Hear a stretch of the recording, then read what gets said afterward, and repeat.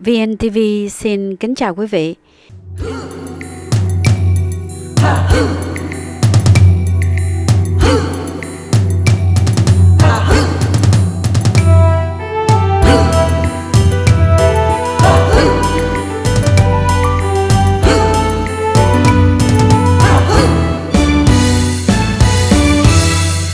Kìa trong ban thềm từng hồi trong cây sơn, thức lòng dân cùng cương quyết lên đường.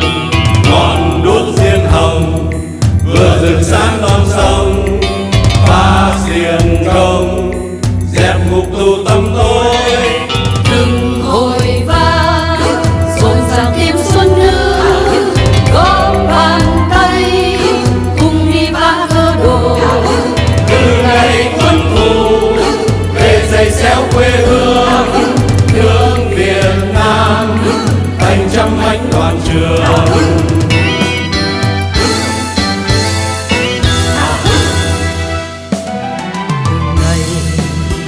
Trên quê hương công thủ gieo tang thương, lòng dân căm hờn tràn cuộn như sóng, lao tù cùng khắp quê hương, xác dân nghèo nằm phơi trên đường.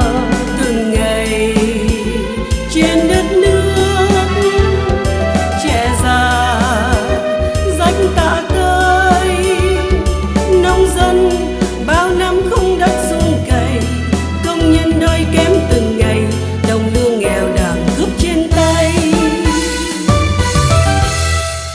Từ khắp đô thành, từ làng xóm không xa, đứng vùng lên nào trai tráng che già.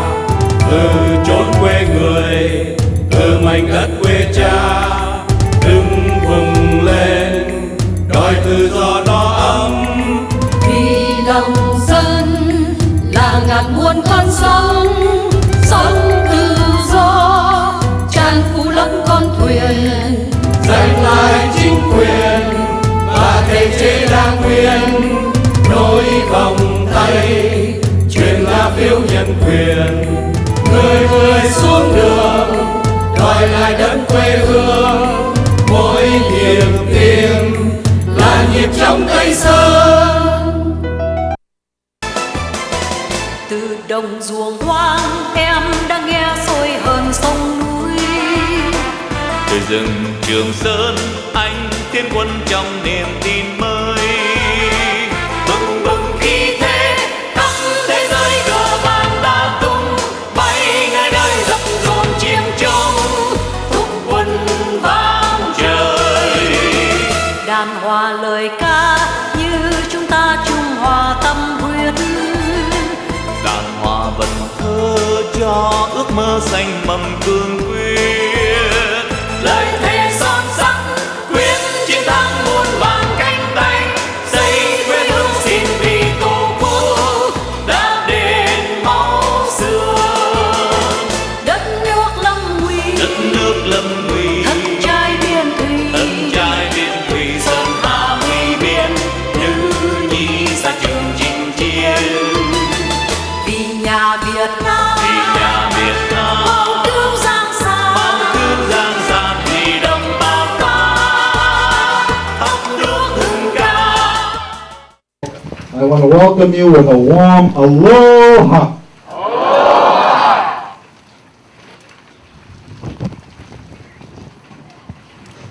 We have a beautiful weather this morning. It's blessing. Well, cảm ơn quý vị đến đây rất là nhiều và đã tới đây để cùng nhau chúng ta có một buổi tưởng niệm, vinh danh và cảm tạ những người đã nằm xuống cho chúng ta Việt Nam.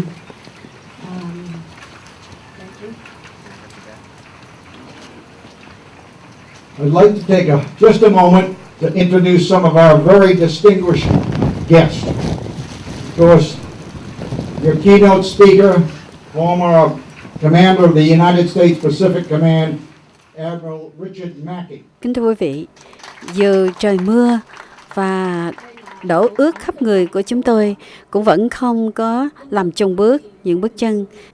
Kính thưa quý vị, trong buổi lễ chúng tôi rất là vinh dự với sự có mặt của cựu đô đốc Tổng tư lệnh quân lực Hoa Kỳ, đó là cựu đô đốc Richard Mackey và một số tướng lãnh của Hoa Kỳ cùng với tổng lãnh sự của quốc gia, nhất là Đại Hàn, và có được rất là nhiều những cái Việt Nam veteran họ đã đến để cùng nhau chúng ta tưởng niệm và vinh danh những người đã hy sinh cho chiến trận Việt Nam.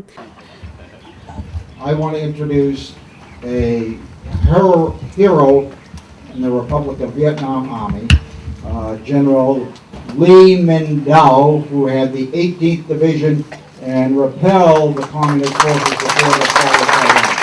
Thưa quý vị, thiếu tướng Lê Minh Đảo, người hùng của chúng ta Trận Xuân Lộc, tư lệnh sư đoàn 18 bộ binh quân lực Việt Nam Cộng Hòa, là một người hùng lẫy lừng trong chiến trận của Việt Nam, chiến sử và quân sự của Việt Nam cũng như của Hoa Kỳ.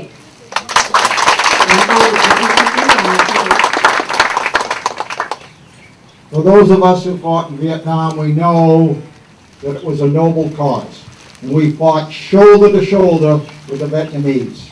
I'm very proud that we can stand shoulder to shoulder today as we push forward for freedom for all the democratic loving nations of the world.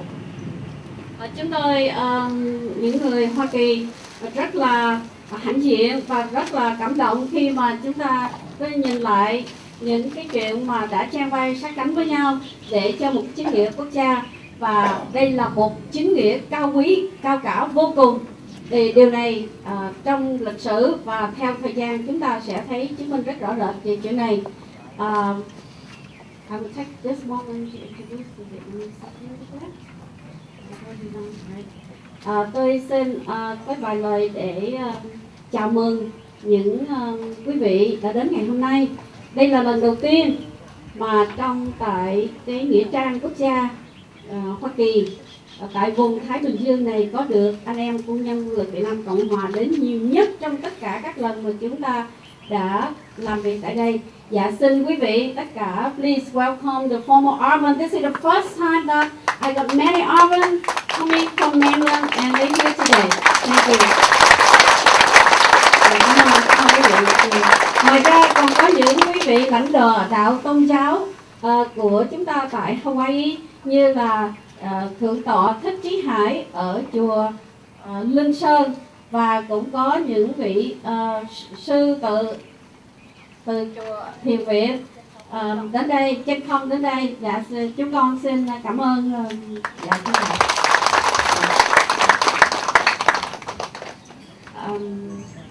Và đặc biệt nhất ngày hôm nay có được cái buổi như thế này là phải nhờ sự cố gắng rất nhiều của anh Hồ Đinh đã đem đại hội ân tình từ bên California qua đây, và cũng có nhiều tiểu bang khác cũng đến đây được.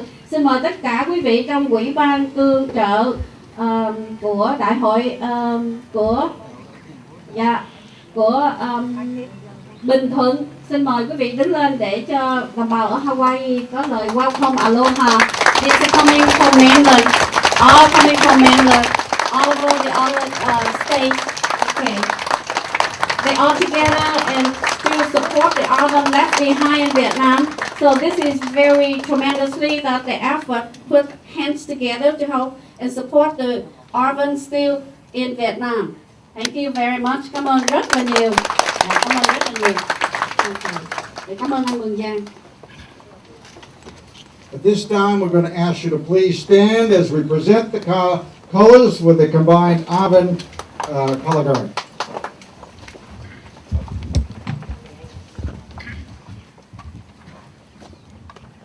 Chúng tôi xin mời Toán Quốc Kỳ hãy tiến bước ngay chỗ trước mặt khán giả và sau đó là trở về chỗ vị trí cũ. Dạ, xin mời.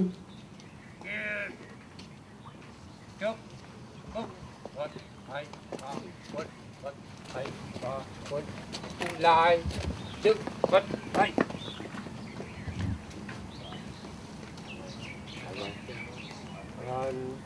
phải quay một hai ba bốn một hai ba một hai ba một dừng lại chậm.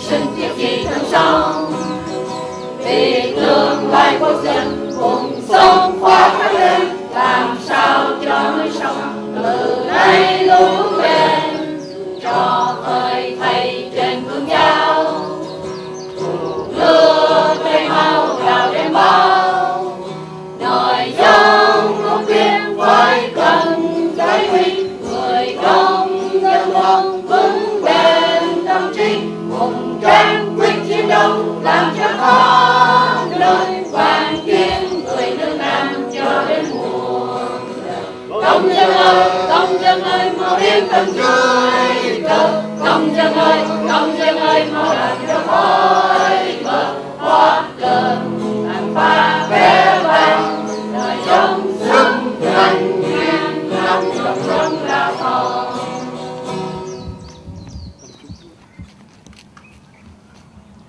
Oh, say, can you see by the dawn's early light what so proudly we hailed at the twilight's last gleaming, whose broad stripes and bright stars through the perilous fight o'er the ramparts we watched were so gallantly streaming, and the rockets' red glare, the bombs bursting in air, gave proof through the night that our flag was still there.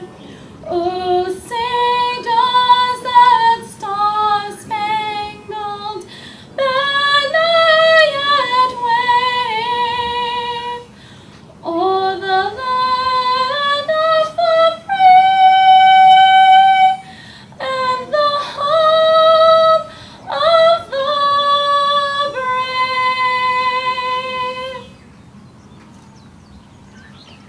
Em dốc dốc. Phút mặc niệm. Phút mặc niệm để tưởng nhớ các tiền nhân đã có công dựng nước và giữ nước. Phút mặc niệm để tưởng nhớ các chiến sĩ Việt Nam Cộng Hòa đã hy sinh anh dũng chiến đấu với Cộng sản Bắc Việt để bảo vệ miền Nam tự do. Phút mặc niệm để tưởng nhớ các chiến sĩ Hoa Kỳ và các chiến sĩ đồng minh tham chiến tại Việt Nam đã hy sinh vì lý tưởng tự do dân chủ. Phút mặc niệm để tưởng nhớ các đồng bào đã hy sinh trong biển cả, nơi rừng sâu, trong ngục tù, trên đường trốn thoát cộng sản để tìm tự do. Và đặc biệt hôm nay, chúng ta dành một phút mặc niệm để tưởng nhớ các cựu quân cán chính Việt Nam Cộng Hòa và đồng bào tỉnh Bình Thuận đã hy sinh vì chính nghĩa quốc gia. Phút mặc niệm bắt đầu. Moment of silence in honor, remember those who sacrificed for Vietnam, the side, the Republic of Vietnam, the American.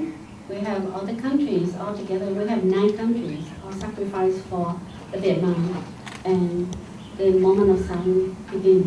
Thank you.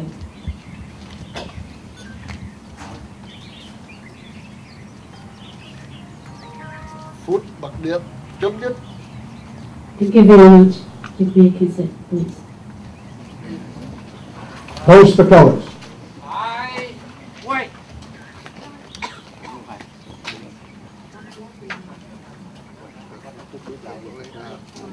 Đằng trước bước 1 2 3 4 1 2 3 4 1 2 3 4 1 2 3 4 1 2 3 4 1 2 3 4 1 2 3 4 dừng lại dừng 1 2. Please be seated. The people who live in America. And now we have a native country to be served, and I think this for sentimental reason more than physically we live in America, so we will serve this country as well as we love and we care for our own country. So Thái Hằng And VNTV-Ohana going to sing the song, God Bless America. Please sing along with us.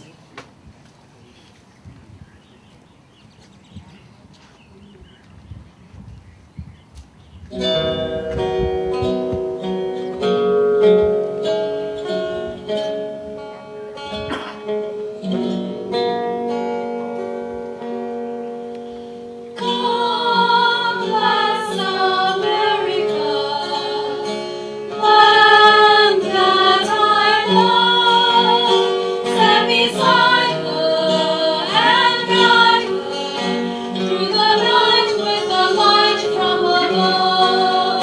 From the mountains to the prairie to the oceans white with gold. God bless America, my home sweet home. God bless America, my home sweet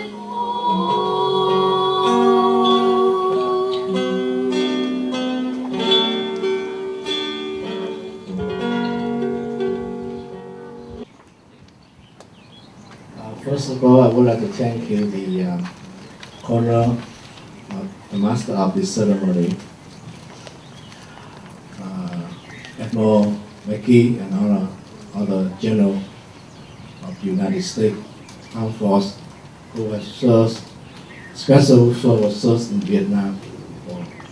And also thank you, the Major General Lê Minh Đào, Commander of 18th Division, South Vietnamese Army, also is commander of the Xuân Lục battlefield during 1975. And also thank you, honor English guest and friends who come from all other states of Hawaii to join us to remember the real who was sacrificed, which means the United soldier, Vietnamese soldier, honor other countries join the Vietnam War soldier. They sacrifice that give us the time to success. Without them, maybe we are not here. Without them, maybe we are not even come to the United States. I mean the Vietnamese people.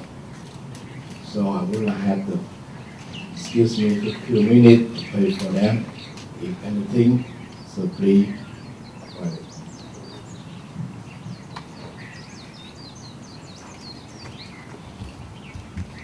Namo tassa bhagavato arahato sama sambuddhassa. Namo tassa bhagavato arahato sama sambuddhassa. Namo tassa bhagavato arahato sama sambuddhassa. Nguyện niệm chân linh tiến sĩ gia hộ của Yên Phong Bình Việt Nam được an khang lợi lạc, siêu sanh sinh sống, gia đình cứu được tăng huyết yên thế giới được an khương nhất thiết, chiến tranh lại ương quốc gia kỳ diệu. Nam mô Độ Nhân Sư Bồ Tát. He sees these veterans in different eyes with a different light, but he brings to them a reminder that it was the warriors who fought the war, and it was the politicians that make difficult decisions on how the warriors will fight. We've had discussions, and we've learned you don't blame the warriors for the loss of the war, whether it was the ARVN side or the American side. And your speaker right now, Mr. Steve Mung, does a tremendous job in setting the record straight. So Steve, please join me here, sir.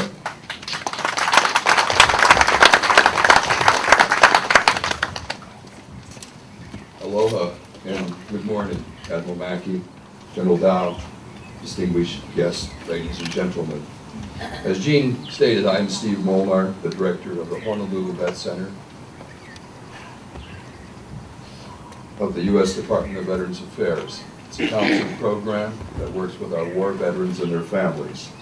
It's a position that I've had a privilege to serve in for over 30 years now. I too am a proud Vietnam veteran. Served between 1967 and 1968.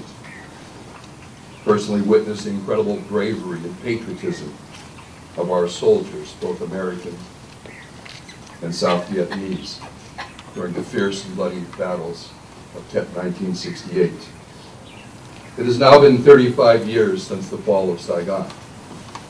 But for those of us assembled here today, we know that to refer to that event in such a way is a misnomer.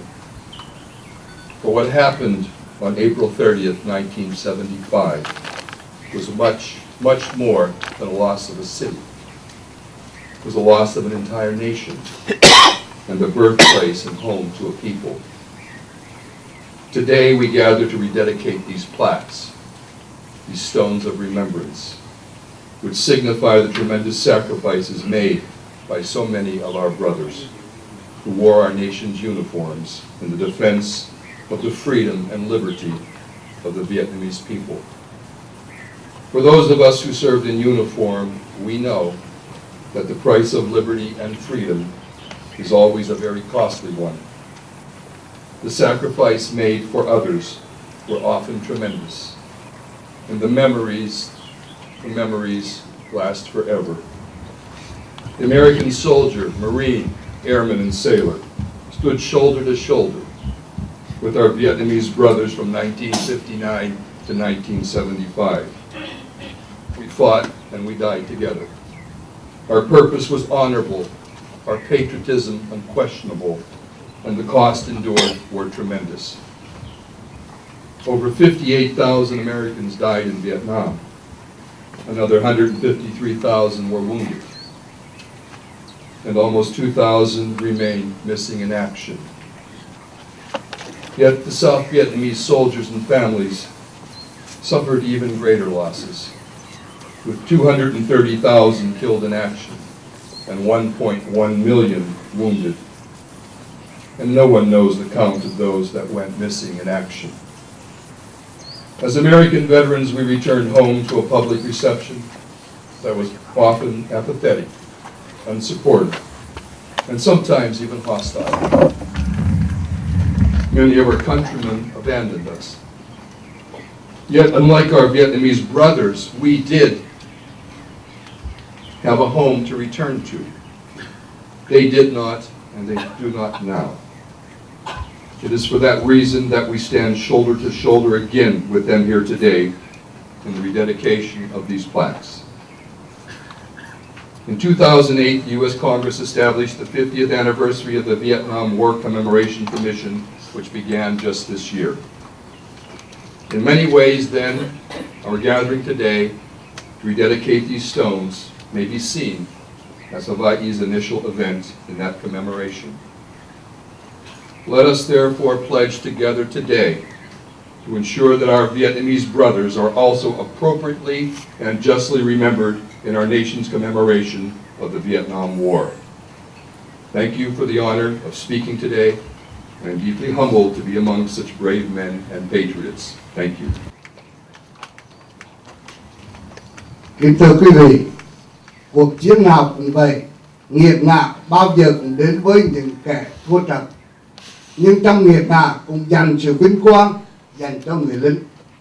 Quân lực Việt Nam Cộng Hòa bị bất tử, nhưng một trong những người lính của quân lực Việt Nam Cộng Hòa đã chứng tỏ sự kiêu hùng, đó là thiếu tướng Lê Minh Đạo, tư lệnh sư đoàn 18 bộ binh, tư lệnh chiến trường Xuân Lộc đã thể hiện điều đó.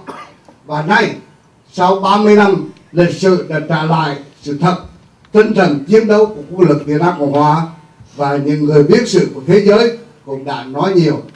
Giờ đây, chúng tôi xin kính mời quý vị nghe tiếng nói của con người đó, thiếu tướng Lê Minh Đạo, với 17 năm tù trong cải tạo lao động khổ sai của Cộng sản. Xin chào đón Thiếu tướng Lê Văn Đạo và trân trọng kính mời Thiếu tướng Lê Văn Đạo.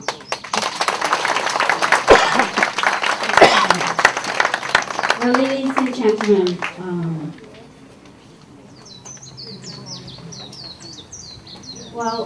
there are many things mentioned about Vietnam War. We believe 100% that the Armenians really fought to win the war. And there is no one want to lose the war at all. General Lemendel is the command general of the 18th Infantry Division. One of the battle that would spread the whole world called Xuân Lộc Battle. By himself, he commanded just one infantry, defeated 4 infantry from the North Communists came to Vietnam. By then, almost the end of the war. So by then is early of April 1975. Remember, the end of April 1975, Saigon fell into the communist hand. But only 3 weeks before that, General Lemendel could defeat 4 infantry divisions from North Vietnam, while a lot of people drop off their weapons and run away from the communists. So, to the overseas Vietnamese, to the history, and I believe that in American history, when they mention related to the war in Vietnam, he is the hero of the heroes. Thank you, General.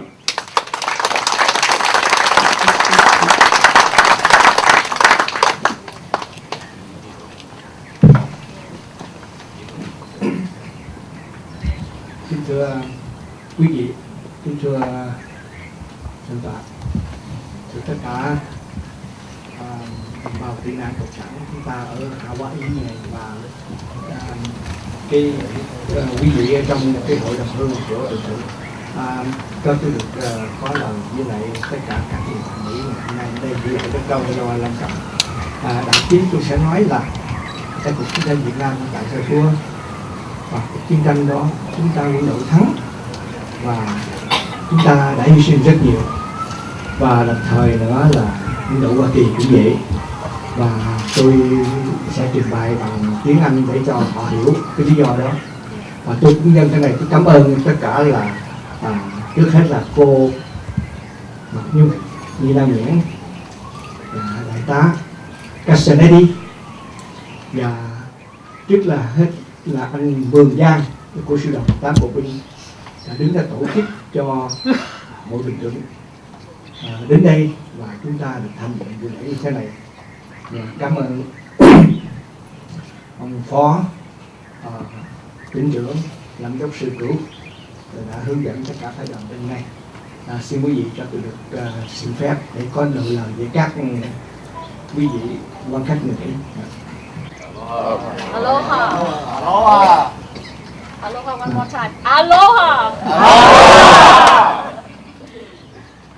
Ladies and gentlemen, before addressing my thinking to this solemn ceremonies, I would like to address to you all my sincere appreciation. It's a great honor for me to see all the very important personnel, all people who contribute your efforts to Vietnam War. So I will give this solemn and significant ceremonies in my memories until my death. Now I address to all of you.